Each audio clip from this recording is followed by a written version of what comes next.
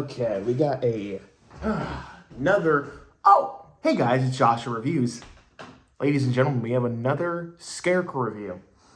So after the last one, I really wanted to watch a good Scarecrow movie. And so I decided to check out a movie I haven't seen in a long time. The Messengers 2, Scarecrow, or The Scarecrow. Messengers 2, The Scarecrow. So I haven't seen this film since 2017. I found it at a video store, watched it, and I remember really liking it, but I haven't seen it since then. That was like 8 years ago, which is insane. And I was like, you know what? Scarecrow was such a disappointment. I gotta watch this one, right? Because they're kind of similar, not really, but both focus on the Scarecrow. The Scarecrow creature itself kind of looks very similar, so I figured, why not? Plus, it's got Daryl. Can't go wrong with Daryl. Anyways, Messengers 2. So, you're probably thinking, okay, did you see the first one? No, because I am told that this is a prequel. I don't know if this adds anything to the Messengers mythos or lore. I never saw the first Messengers. Heard it was and this one got even like meh reviews, right? Like people say this is pretty meh. But I remember liking it. How does it hold up when I last watched it? So interestingly enough, it starts off with our main guy here, Daryl Dixon. He is a pastor, or I think a pastor. He's either a pastor or he is a man of faith who goes to church. And because I'm a Christian myself, I immediately was like, ooh, this is going to be fun to dissect. He is having some trouble lately with his farm. The crops aren't growing. The cornfield is being ravaged by the by the crows. So he goes into the barn to go get some supplies or whatever to fix up the crops. And then he finds a weird looking scarecrow in the barn, and he decides, I'm gonna put it up. And when he leaves it out, the crows die. And this one guy from the bank basically comes over and he's like, hey, you need to pay us. He's like, give us more time. And he tries to put a foreclosure sign on the property. And the next morning, he dies. And it's revealed that this scarecrow basically brings good luck with it. But with that comes consequences. You'll reap what you sow. And I thought, damn, that is a cool concept. And I don't think I've seen another movie do that concept. So I was like, yeah, I'm in for it. It's unfortunate that I would say about the midway point, it just kind of falls into meh territory. Full disclosure, this movie is a lot better than the last movie I just reviewed. But this movie, I think, in parts, gets really repetitive. I don't know what it is about these two movies that I've reviewed back to back. This one just... Okay, so our character here, I don't want to keep calling him Daryl Dixon, but I'm awful with names. But our main lead, he starts to kind of lose his sanity, and the movie really feels like a mental breakdown movie. Is he really losing his mind, or is it the Scarecrow? The only thing that I do know that's from the first movie is that I believe it's the same farmhouse, and I also believe that the ghosts kids that he's seeing is tied to the characters from the first movie. I don't know. I've never seen it, but that kind of gives an indication that he's losing his mind because he's seeing ghosts. And the Scarecrow, you don't see the Scarecrow kill people. It's off screen, and you're kind of left wondering, is it the Scarecrow or is it him? If you've never seen the first movie, which I haven't, and you kind of think that, oh, he's just losing his mind and he's seeing these visions of dead people, you would think that, yeah, he's losing his mind. And towards the end, they kind of lead you to believe that, he really is losing his mind and he's the one doing these killings, which I think is a cool concept, but they don't really do anything with it. I'm going to be honest, I don't think this movie needed to have the Messengers title attached to it. I think this was just one of those movies where they're like, hey, this is kind of similar. We can just kind of throw the Messenger's title on there. Because, I mean, if this is supposed to be a prequel, how does this tie into the first movie? How does the Scarecrow tie into the first movie?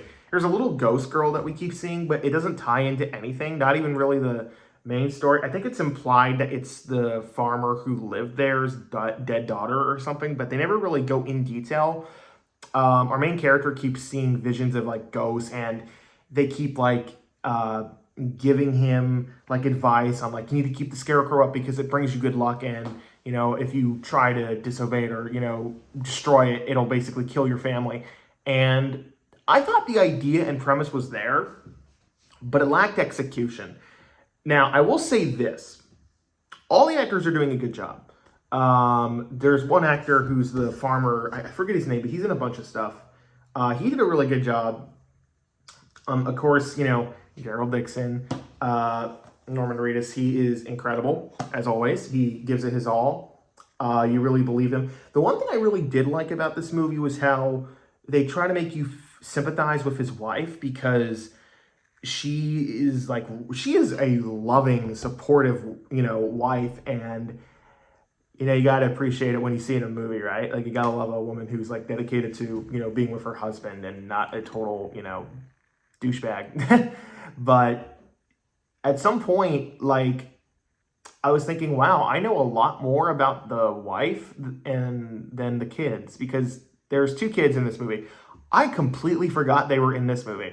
They hardly have any lines, and they don't really do anything. They're just kind of like, oh, think of your kids, right? They're over there. It's like, oh yeah, that's his kids. They're over there. I know a lot about you and your loving wife. And you kind of sympathize with her as, you know, our main character, you know, the husband starts to kind of lose his mind and lose his sanity, and he questions like what's real or not. But then he's doing things that really are questionable, and there's a few things that he does that will either make you sympathize with him or really hate his character. Because I understood that he was losing his mind, so he thinks he's doing what's right for his family, but there are other moments. There's one moment in particular where he sees a naked girl at the farm, and he doesn't really question it. He just sees a girl naked, and she's like playing with herself. That was not fun to watch. And he proceeds to sexually assault his wife. Now, in the context of the movie, I'm not saying this is okay. In the context in the movie, he's not really like in the right headspace. Like, he doesn't know what he's doing.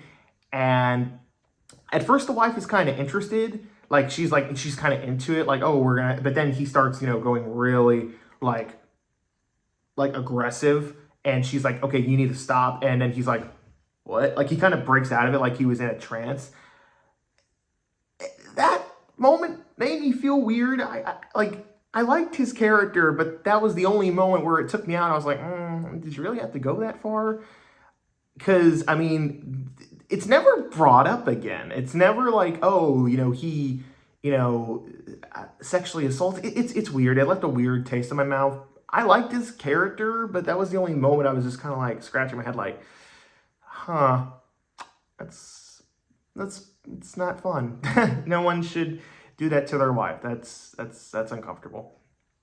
And I will say that the Scarecrow looks cool, but again, because you don't really see it kill people until like the very end when it's revealed. I mean, this is not a spoiler. This is like what they advertise here. The Scarecrow is alive killing people. I think that is kind of where the missed opportunity aspect comes in, and what I'm saying, like, there's a lot of like cool ideas that aren't fully executed, because I really like the idea that, you know, our main character could be losing his mind and there's no killer Scarecrow, but at the very end, the Scarecrow is like walking around killing people. It's like, oh, okay, so that's what that is. It's cool, you know, but honestly, it really feels made for TV. Honestly, by the end, I was kind of thinking this reminds me a lot of the Scarecrow that walks at midnight episode from Goosebumps.